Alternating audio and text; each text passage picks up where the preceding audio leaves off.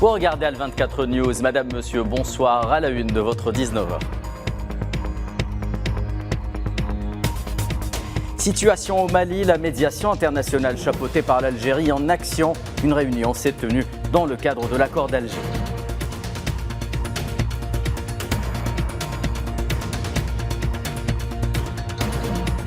Plus que quelques heures avant l'ouverture des bureaux de vote en Tunisie pour les élections législatives, nous ferons le point dans cette édition.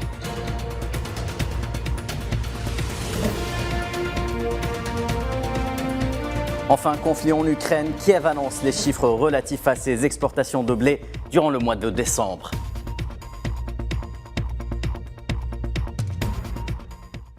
Et la situation au Mali en ouverture de cette édition et dans le cadre du suivi de la mise en œuvre de l'accord d'Alger, l'Algérie a pris part à une réunion de médiation internationale pour la paix et la réconciliation tenue le 14 décembre dernier. Dans sa qualité de chef de file de la médiation, la réunion a été l'occasion de procéder à une évaluation lucide de l'état actuel du processus de mise en œuvre de l'accord et de mettre en exergue sa place axiale dans le processus de stabilisation du Mali.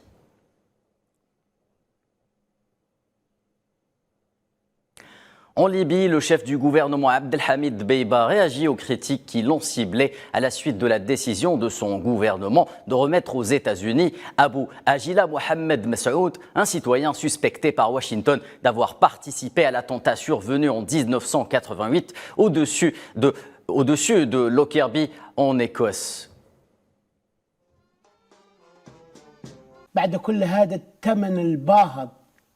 Après ce lourd tribut payé, je ne permettrai plus aujourd'hui la réouverture du dossier Lockerbie, notamment en ce qui concerne les indemnités et la responsabilité de l'État une nouvelle fois. L'autre vérité est que le processus pénal est lié à l'accusé de terrorisme Abu Agila, un des membres de l'organisation qui a préparé l'explosion des avions et a participé de manière directe à la fabrication de la bombe et des explosifs dissimulés dans les bagages des voyageurs.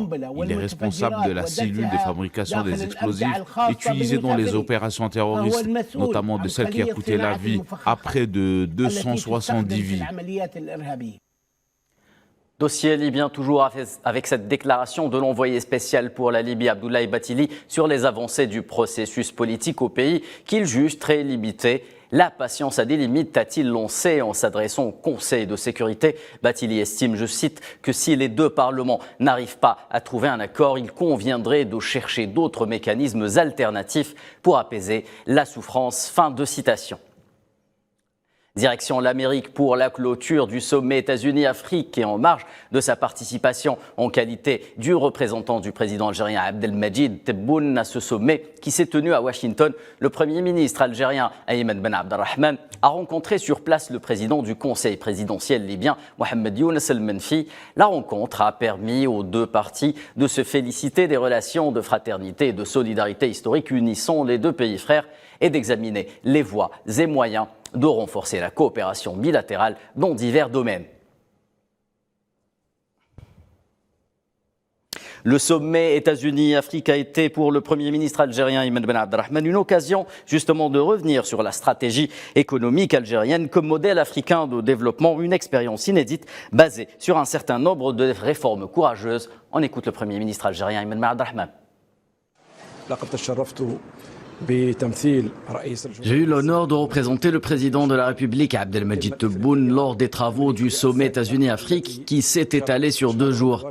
La première journée ayant été consacrée au forum d'affaires Afrique-États-Unis auquel l'Algérie a pris part, notamment à un panel sur le financement des infrastructures de base ainsi que la transition numérique et énergétique. Et nous y avons d'ailleurs exposé tout ce que l'Algérie a réalisé en matière de promotion du climat d'affaires en vue de diversifier son économie et trouver de nouvelles sources de financement pour ses programmes de développement économique.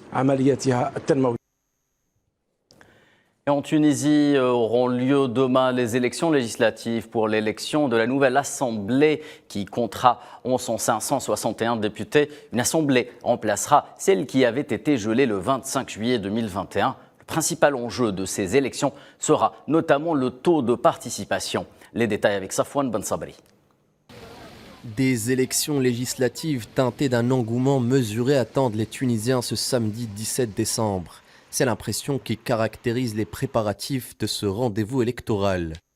La nouvelle assemblée sera composée de 161 députés qui viendront remplacer leurs prédécesseurs suite au gel de l'Assemblée nationale en juillet 2021 décidé par le président Kais Saied. C'est un paysage politique nouveau qui émergera de ces élections. Une grande partie des candidats en lice ne sont issus d'aucun parti classique. Enseignants, retraités ou encore sans activité, ils sont beaucoup à tenter leur chance pour accéder au siège de député. Les formations politiques classiques ont quant à elles décidé de boycotter le scrutin, opposé depuis l'été 2021 au chef d'État tunisien, dans une confrontation qui semble s'installer sur le long terme entre les différents partis et le chef d'État. Le principal enjeu des élections sera vraisemblablement le taux de participation. Plusieurs observateurs s'accordent à dire que les préoccupations des Tunisiens sont plus portées sur le coût de la vie que sur les résultats attendus pour ce samedi. En outre, le référendum adopté en juillet 2022 a diminué les prérogatives du Parlement, faisant du pouvoir exécutif le principal acteur de la vie politique tunisienne. Et dans les territoires occupés en Palestine, le Premier ministre Mohamed Shtayyeh a appelé l'Union européenne à mettre des lignes rouges contre l'entité sioniste, mentionnant que le silence international encourage l'occupant à renforcer ses violations.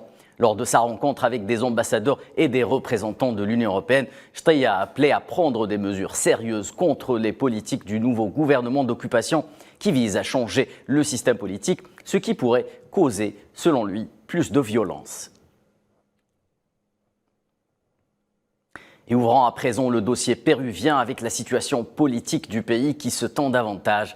Après la destitution du désormais ex-président Pedro Castillo, la plus grande instance judiciaire du pays annonçait son maintien en détention pour une durée de 18 mois, alors que dans le même temps, ses partisans continuent à protester dans la rue en réclamant son retour à la tête de l'État. Les détails avec Leila Gertal.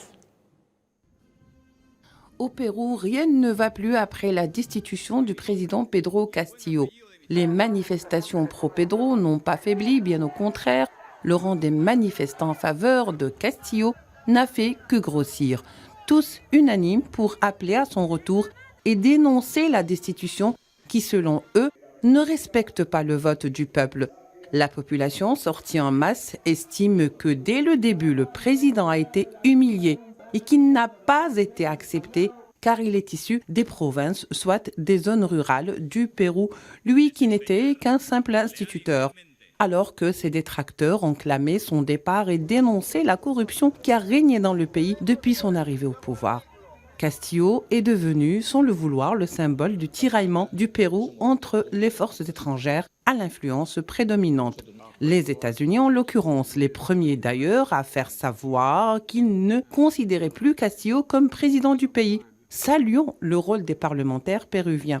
Un vrai coup d'appui pour le Parlement. À propos de parlementaires, ils étaient 101 à approuver son départ contre 130, dont 80 de l'opposition.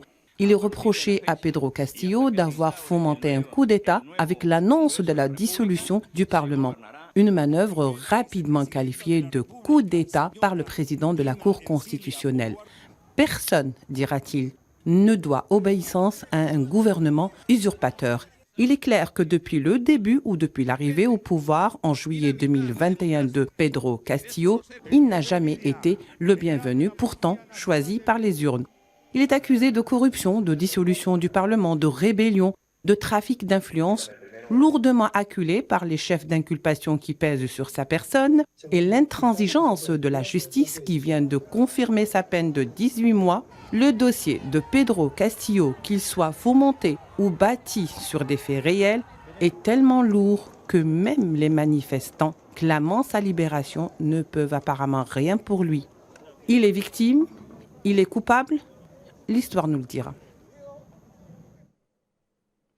Et en Ukraine, l'accord sur les céréales fait encore couler beaucoup d'encre contre information intox sur la destination réelle des cargaisons de blé qui avait annoncé qu'une quantité supérieure à 1 million de tonnes de blé a bel et bien été expédiée vers l'Afrique, rien que durant le mois de décembre. Les détails avec Amin Touta. Au départ de la ville d'Odessa, troisième plus grande ville d'Ukraine, plus d'1 million de tonnes de blé étaient exportées vers le continent africain le 14 décembre. Selon le ministère ukrainien de la politique alimentaire et agraire, D'après la même source, cette commercialisation pour les pays d'Afrique représente plus de 25% du total des expéditions, soit une augmentation de 1,6 million de tonnes. Cette transaction s'ajoute à 13 millions de tonnes de production agricole d'hiver à partir d'Ukraine.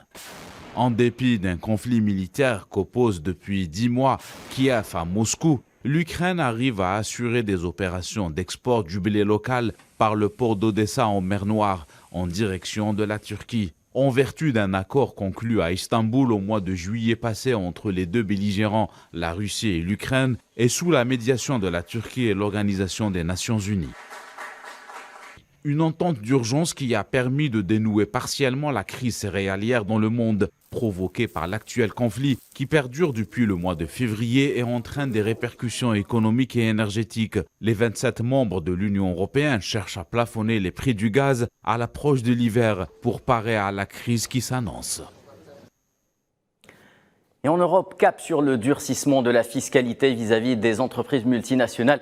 Les dirigeants des 27 pays membres de l'UE ont annoncé jeudi avoir approuvé la transposition au droit européen de l'impôt minimum de 15% sur les bénéfices des multinationales après la levée des blocages hongrois et polonais. L'entrée en vigueur de la mesure en Europe est prévue au 31 décembre 2023.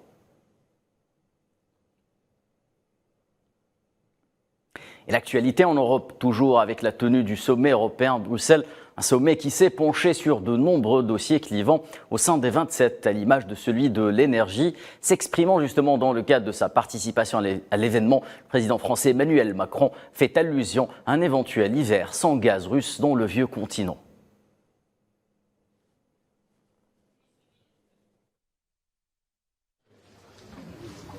Ça peut revenir. Et moi, je fais partie des gens très prudents. Je ne pense pas qu'on a passé le plus dur. Je pense que l'hiver qui vient, il faut le préparer avec beaucoup de sérieux, se doter de tous les instruments, parce que c'est un défi encore plus grand que celui que nous sommes en train de vivre. Parce que n'oublions jamais que jusqu'au printemps de cette année, nous avons eu du gaz russe. Là, il nous faut préparer une année 2023 avec une hypothèse de départ qui est zéro gaz russe. Et le secteur du tourisme en Algérie peut se targuer de pouvoir proposer une carte comprenant quelques-uns des sites les plus époustouflants au monde. C'est le cas pour la région de Tadrar Tajanet, dans le sud-est du pays. Une destination qui vient d'ailleurs de se renforcer par un vol la reliant directement à Paris. Des paysages à couper les souffles et à consommer sans aucune modération. Je suis actuellement au cœur de Tadrar-la-Rouge, dans le désert algérien, et je vous dis que c'est super, c'est très très beau. Il y a des peintures, des montagnes, du sable, des dunes. On est encadré par des Touaregs. Faire la randonnée à pied, bon, c'est quelque chose de fabuleux parce que on découvre sans arrêt des paysages très très différents et tout change au fil de la journée. Nous aménageons un camp en plein milieu de ce désert en fin d'après-midi pour arriver juste à l'heure du coucher du soleil, pendant que les chameliers préparent un bon repas. Et nous dormirons à nouveau sous les étoiles et nous continuerons cette randonnée sur 7 jours avant de retourner à Djanet. Cinéma en clôture de cette édition, le grand écran algérien célébré à Bruxelles. La Cinémathèque royale de Belgique célèbre le 60e anniversaire du recouvrement de la souveraineté algérienne avec un cycle cinématographique intitulé 60 ans de cinéma algérien. Une vingtaine de films sont à l'affiche dans un programme de projection qui se poursuit jusqu'au 14 février 2023.